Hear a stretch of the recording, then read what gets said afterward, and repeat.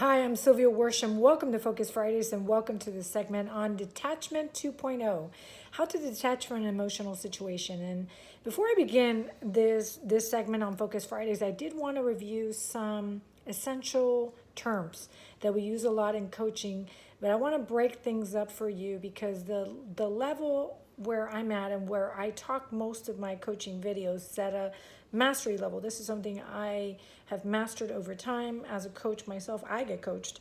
And so a lot of what I talk about is use a certain terminology, and I want to make sure that people are on the same page. I don't want to leave anybody behind. So to review, we're going to review how patterns of behavior get formed because it's going to be a big topic of conversation in this Focus Friday video. Patterns of behavior are something that your unconscious part of your mind, which is the most powerful part of your mind, the mind that stores your feelings, your memories, your habits, your patterns of behavior. Okay, that's where that mind works. The conscious part is your thinking mind. This is where your choices and your thoughts and self-talk come from. Okay, so today we're going to be talking about the unconscious mind and why certain patterns get formed now and how those patterns get formed. So the pattern gets formed early on in your life and it attaches itself to a feeling. So this is how it happens. You will have a traumatic event in your life, a significant emotional event. For example, bullying, divorce, abusive husband, alcoholism in your family, things like that, memories that are somewhat traumatic, okay? So you have something that really kicks your unconscious mind into a protective pattern. Okay, so a feeling gets formed from that event, and the mind, to protect you over time, will create a pattern that, in essence, keeps you safe. So, for example, this week, my husband got caught up in his certainty seeker pattern. The certainty seeker pattern is a pattern where you are seeking to control situations. He was wanting to tell our son to stop yelling, during his video game time. And I gotta tell you right now, we cannot control other people. We can control our response to that emotional event. Okay? So, truth be told, he punishes him, and I walk out of the room and I try to kind of let him know, hey, you're in the middle of a pattern. Like, maybe you overreacted. But instead of asking him how, what did our son do to merit like that extreme, response from you, I assumed. Okay, and now this is a common fight between us. Okay, so you may have common fights, common reasons why you and your spouse fight, or you and your significant other, or even coworkers. My gosh, this applies in coworkers as well. You have certain reasons or feelings that get associated with certain persons, okay?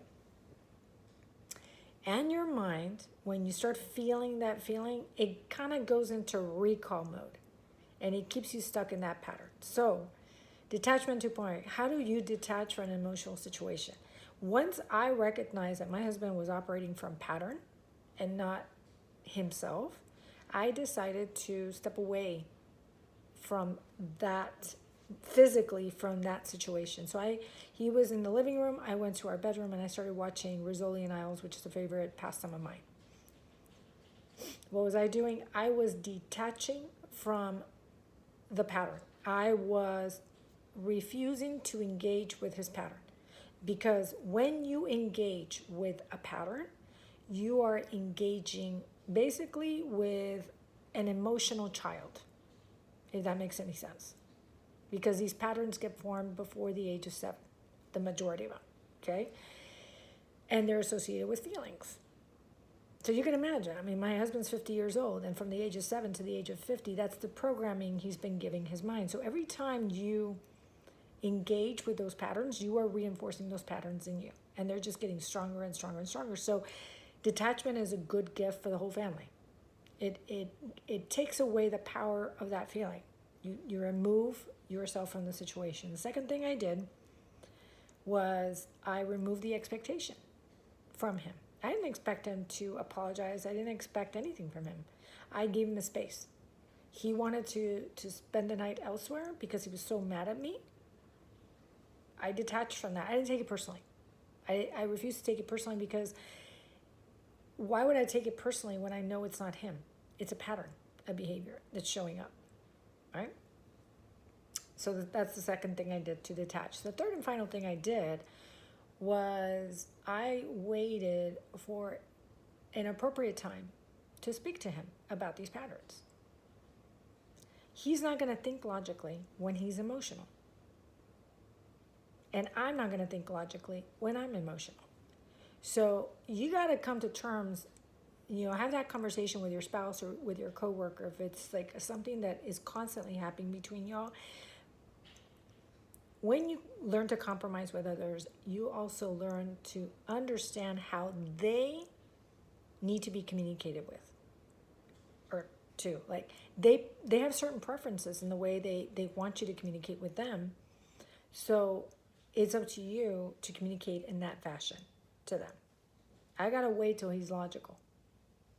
And once I see that he is, then I can have that conversation. Hey, what do you want me to do? How can I diffuse this anger and a little bit quicker? Was it good that I did this? Because I provided a contrast to him. I refused to engage with the pattern. I didn't fuel the fire. I gave him the contrast of peaceful conflict resolution.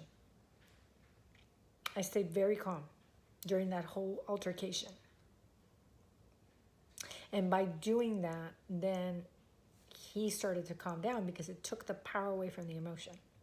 He had nowhere to, he couldn't engage with me because I took that power away from him. Does that make sense?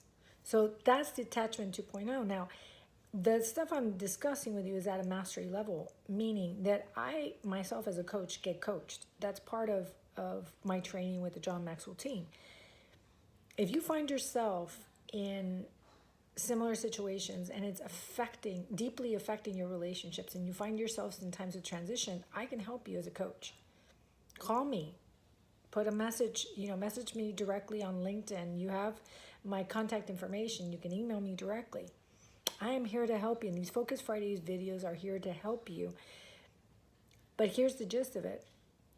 You got to do the personal development work. You got to start understanding what belief systems are sabotaging your growth, what habits are sabotaging you, and you need to start implementing some change. You need to start incorporating those pattern interrupts. I'm Sylviaworsham, your host of Focus Fridays. Thanks so much for tuning in to this week's segment of Detachment 2.0, how to detach from an emotional situation. Have a wonderful week. Stay safe now.